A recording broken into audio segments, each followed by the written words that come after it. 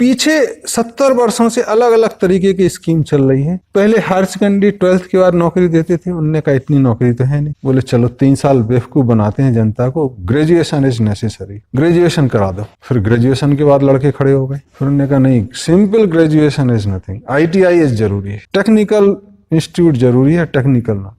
उन्होंने कहा ITI, लड़के खड़े हो गए। ITI में कुछ पढ़ाई नहीं होती, डिप्लोमा इज नेसेसरी, डिप्लोमा खोल दिया आपने। फिर बच्चे खड़े हो गए, उन्होंने कहा डिप्लोमा से क्या होता है, इंजीनियरिंग जरूरी है, इंजीनियरिंग खोल दी। आज हालत ये है कि 30 लाख बच्चे हर साल निकलते हैं, 18 लाख इंजीनियर निकल रहे हैं 4 साल की। 4 साल में स्किल डेवलपमेंट आप नहीं कर पा रहे हैं, 3 महीने में क्या करोगे? मेडिकल में सीट नहीं बढ़ी तो वो आपने लग्जरी रख दिया, health is a luxury. Skill फिर आपने कहा इंजीनियरिंग नहीं, MBA जरूरी है, तो MBA कॉलेज मशरूम की तरह आ गए।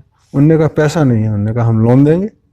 लोन कौन पढ़ाएगा? जब नौकरी करोगे तो 5 साल वो पढ़ने में नौकरी पैसा लेता है, 5 साल कमाता है, 10 साल मेहनत फ्री में हो गई आपकी।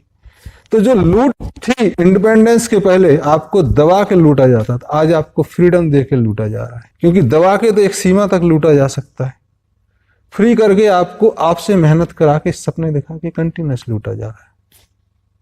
सबसे बड़ी समस्या इस देश में है कि अभी नेताओं को देश के समझ ही नहीं आया कि हम स्वतंत्र हो गए, जनता की तो बात दूसरी। तो वही सिस्टम, वही ढर्रा चलाए चले जा रहे हैं। आज इस मुकाम में 70 वर्ष बाद हम पहुंचे कि हम इस चर्चा कर रहे हैं कि ये होना चाहिए, जरूरी है, बिना इसके चीजें होंगी नहीं। तब चर्चा होगी कि स्किल कैसे चाहिए, किस लिए चाहिए?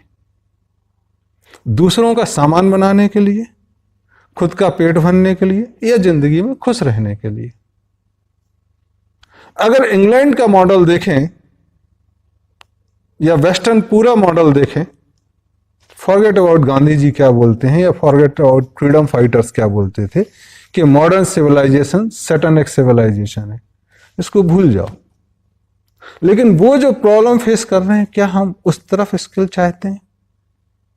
या क्या जो चाइना ने किया 1:6 रेशो डेब्ट इक्विटी, इकोनॉमी बैठ गई, 1 चाइल्ड नॉर्म, फैमिली खत्म हो गई, या जो जापान कर रहा है, हर चीज को क्राइसिस, परफेक्शन, सब चीजें बची, लाइफ में जीने की खुशी नहीं दिखाई देती।